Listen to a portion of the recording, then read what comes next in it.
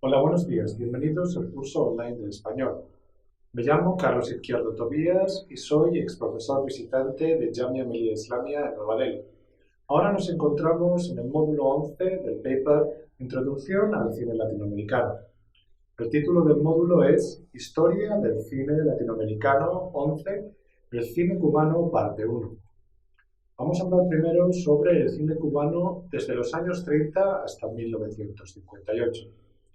El cine cubano entró en el periodo sonoro con bastante retraso. La primera película sonora se rodaría en 1937, la detectivesca La Serpiente Roja, bajo la dirección de Ernesto Caparrós. Entre 1930 y 1958, el cine cubano produjo alrededor de 80 películas, lo cual no es mucho teniendo en cuenta que en los siguientes 20 años se produjo casi el doble. Las películas anteriores a 1958 eran la mayoría melodramas y comedias marcadas por el folclorismo, la música y el teatro popular vernáculo. Los melodramas mexicanos y los folletines de la radio eran a menudo los modelos a seguir. Con México se realizaron varias coproducciones, entre las que destacan Siete muertes a plazo fijo de 1950 y Casta de Roble del 53, las dos dirigidas por Manuel Alonso. En 1951 se creó la Sociedad Cultural Nuestro Tiempo, una institución para la divulgación de la cultura y el arte, de la que formaron parte algunos de los que luego fundarían el Instituto Cubano del Arte e Industria Cinematográficos.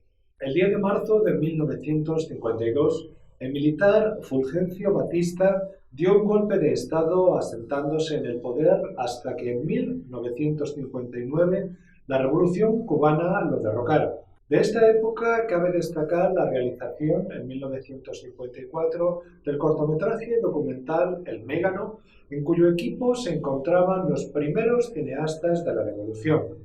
Su director, Julio García Espinosa, contaría con la ayuda de Tomás Gutiérrez Alea, Alfredo Guevara, Jorge Fraga, Jorge Haidú y José Masí.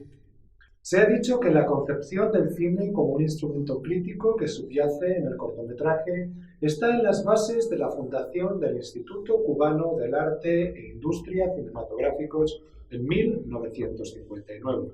Vamos a hablar ahora sobre la primera década del cine cubano revolucionario entre el 59 y el 69. En 1959, el movimiento revolucionario cubano de izquierda provocó la caída del dictador Fulgencio Batista. Fidel Castro se convirtió en el nuevo dirigente del país. Es importante señalar que el cine cubano de la época tuvo que prácticamente comenzar de cero.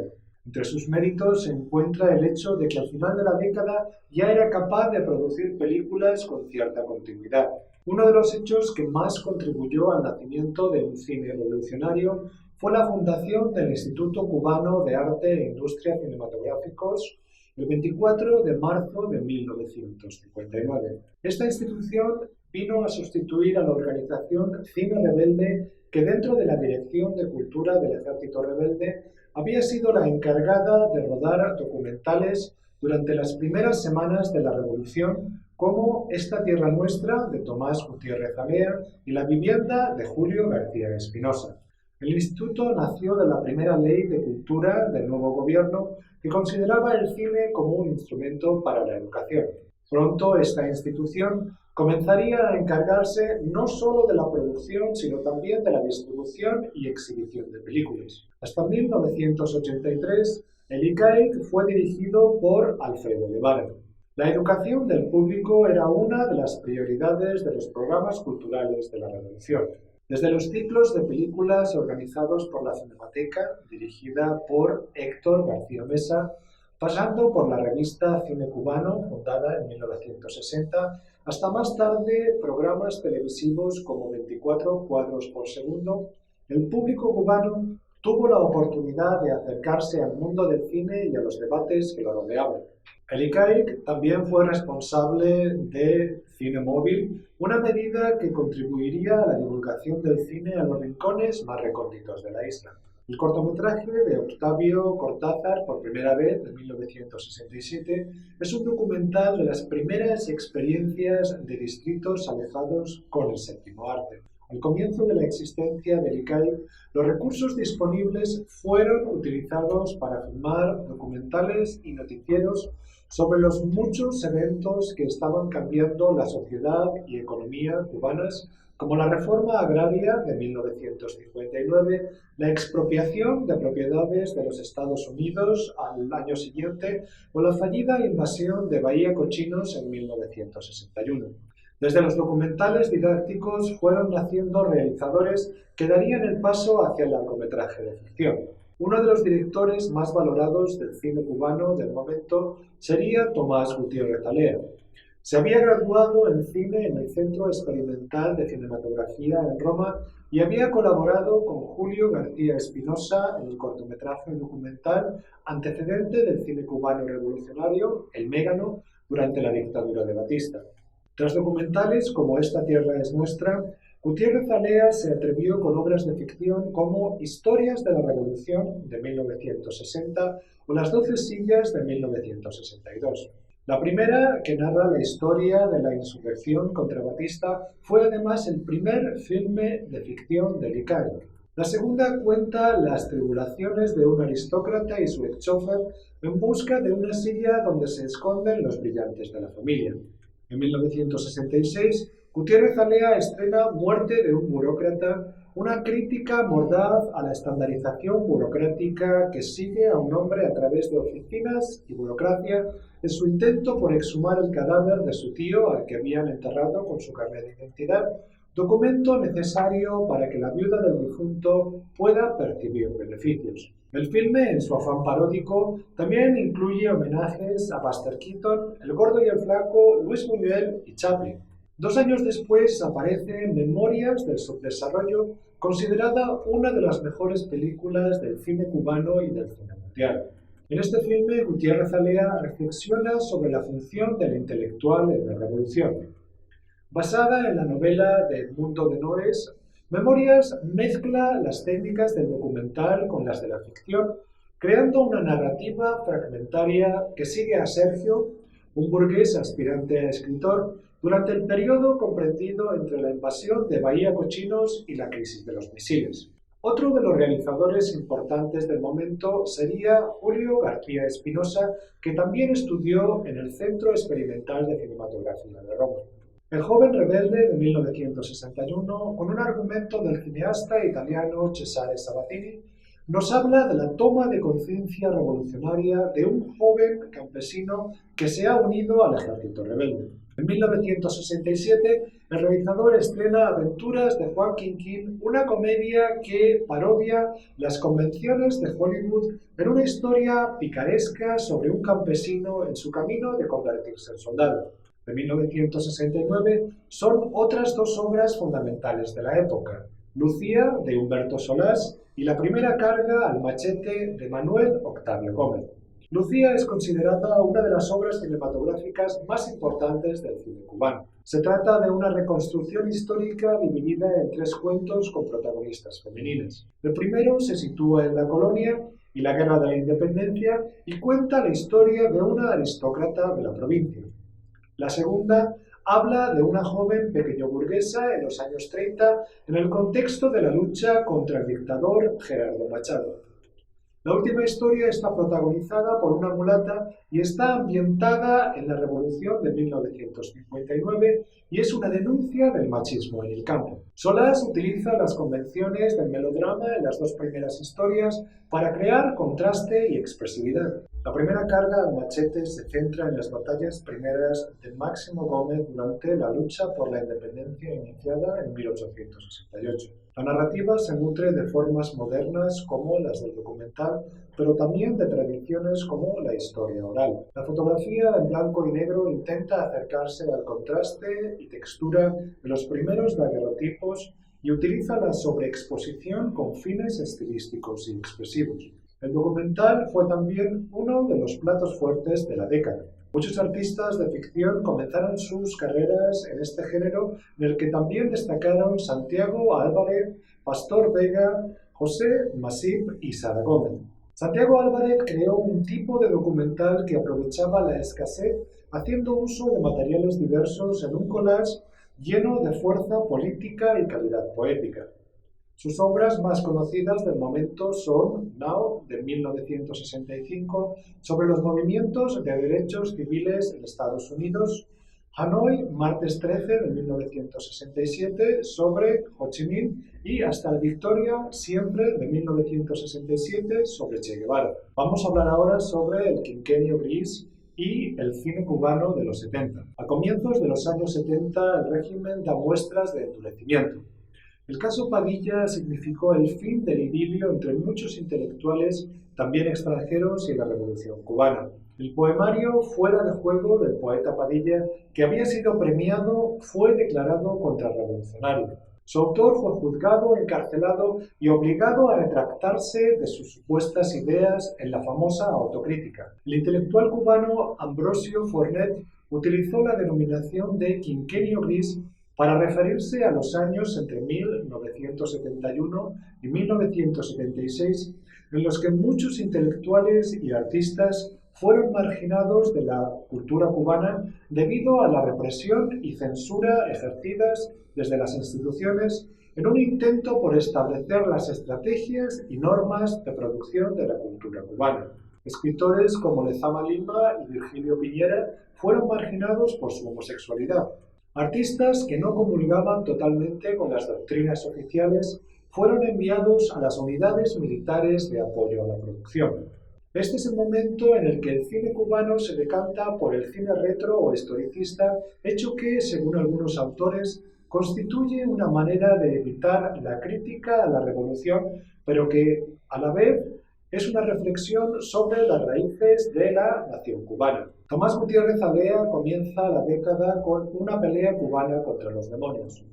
Es una obra basada en la obra del mismo nombre del antropólogo cubano Fernando Ortiz, que nos transporta a la región de Remedios durante el siglo XVII, donde un cura, en la creencia de que sus feligreses están poseídos, en realidad son víctimas de los piratas, decide trasladarlos al interior. Manuel Octavio Gómez cuenta en Los días del agua del 71 la historia, basada en hechos reales y ambientada en 1936, de una campesina que supuestamente curaba por medio del agua. Políticos y especuladores utilizarán su popularidad para fines propios. El filme fue el primer largometraje cubano de ficción en color y sonido directo. La figura del intelectual y héroe cubano de la Guerra de la Independencia contra España, José Martí, fue revisitada en Paisajes del diario de José Martí en 1972 por el director José Masip, que combina elementos documentales con la ficción en un recorrido por los diversos pasajes del diario de campaña del mencionado personaje histórico. Otra película que mira al pasado de Cuba y que ha sido muy valorada es La última cena, de 1976, de Tomás Gutiérrez Alea. Basada en el ingenio del historiador Manuel Moreno Fraginals, cuenta la historia del propietario de una plantación de la Cuba colonial que en un Jueves Santo desea recrear la Sagrada Cena de Cristo con 12 de sus esclavos, posando como los apóstoles, y acercarlos a las enseñanzas del cristianismo mientras cenan. El propietario les promete que no trabajarán en Viernes Santo y que incluso liberará a uno de los esclavos. Al día siguiente los esclavos ven que las promesas no se cumplen y se rebelan contra su dueño. Este los persigue y asesina, con excepción de uno de ellos que consigue escapar.